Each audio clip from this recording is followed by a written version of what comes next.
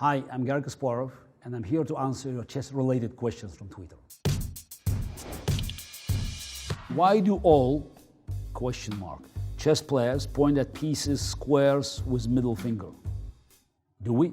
I'm not sure. I never paid attention to that fact. Maybe we have to ask a psychologist to see enough samples for us to come up with such a definite conclusion.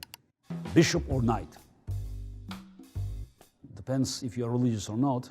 The general assumption is that both slide pieces are of equal price in pawns. I think Bobby Fischer was the first one who indicated that bishop should be valued higher, 3.25 versus 3 pawns for knight. I was more reserved. Actually, I put 3.15 for a bishop. But now, looking at some of the computer games, I would say that maybe Fischer's evaluation was correct. After machines played millions of games, we just learned that bishop's value is simply higher, since in many more cases it was more useful piece.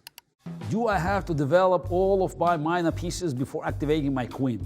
The answer is yes. Queen is the strongest piece, but you can argue it's the weakest one because if it's attacked, it has to move away because it's its most valuable piece. I can come up with many opening positions where activating the queen is very natural. So there are many openings where your queen is being developed at as early as move 4 or 5. I would recommend for weak players to follow the rule and not to bring your queen into the battle too early. But for those who are making progress in the game of chess by studying openings professionally, you have to be cautious all the time, trying to apply general rules universally all the time. Why do chess players tend to castle even if it severely restricts the king's movement? King safety is a number one priority. And obviously, after castle, you remove king from the vulnerable position in the center. So restricting the king's movement is not as dangerous as leaving your king in the open. You are in doubt and you want to castle, but short or long, in 1 or 2. It depends on your mood. I would say if you castle short, it's a roughly even game, but you cannot expect to gain an advantage. So castling long is more aggressive, more ambitious, but it's riskier. Now with the second one, Black has a very comfortable game. They can simply castle short and they have excellent position. I would probably go short castle, but maybe it's my age talking. What is your favorite gambit opening in chess with A, white, B, black? I don't think gambits are just offering you an advantage against a well-prepared opponent. I loved Evans' gambit. I played quite a few games, and some of them were destructive wins. Now with black, I played a couple of times Volga gambit, Benko gambit, as is known in the free world. I can hardly think of any real gambits with black except the Benko gambit, where you can that you can employ at the professional level. Mr. Kasparov, in your expert opinion, why doesn't Anand or Carlsen, for that matter, ever use something wild like King's Gambit? Because it's wild. Players at that level, they don't play wild openings in serious games. I can tell you spend a lot of time analyzing it, and it always ends up with negative results. So that's why, if you are a big fan of the King's Gambit, I wouldn't recommend you holding your breath expecting Carlsen or other top players employing it in the top tournaments. On another note, do you advocate Evans' Gambit versus a stronger player, or will it be crushed these days? It's hard to say no for Evans' Gambit because I won quite a few games. Very memorable one against Vishy Anand in 1995, the first time I used Evans' Gambit. So for strong player, someone who is known for his or her preparation, I think you have to be very cautious by making such a choice. It depends very much on what you mean saying strong player. So, because we can disagree on the definition. Though I think that if you want to play such a sharp opening as Evans' Gambit, sacrificing a pawn at move 4, you are not thinking of equalizing. You're thinking about taking initiative and crushing your opponents. So again, it's up to you, but just bear in mind, that Evans Gambit has disappeared completely from the games of the top players. Can anyone recommend a good book on chess endgame?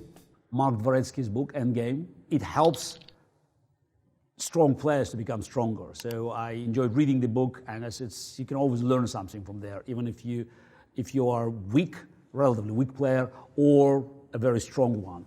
Is control of the center one of the most important things you must do in order to win the game of chess? Yeah, it is very, very important, but I can give you many examples where you control the center, but your king is being mated. I would strongly recommend that you put king safety as a #1 priority. Tech AI types as a genuine question. How much should we read into the ability of a computer to quickly get really good at chess or Go? It's impressive, but it's also about logic and involves very constrained and ultimately limited choices.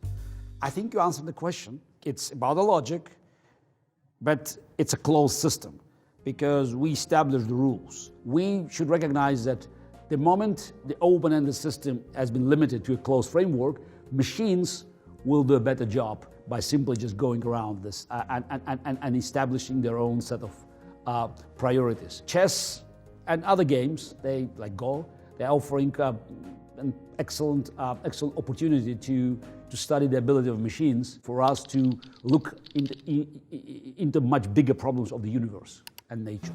Learning chess. Why does the horsey one move so crazy? Why not straight lines like castle head?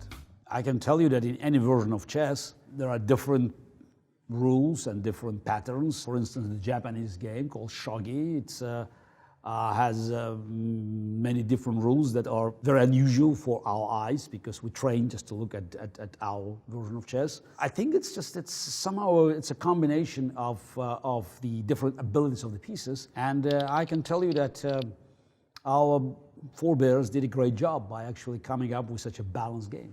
Thank you very much for asking all these questions. They were very different. Some of them are too professional to my taste. Some of them are very primitive, again, to my taste. But that's the beauty of the game of chess. You can enjoy the game, you can ask questions, even if you are a very weak player, or if you are an experienced club player, or even a very, very strong player. And that creates this global chess family. And I'm always happy to address any concern that comes from every layer of chess knowledge in the world.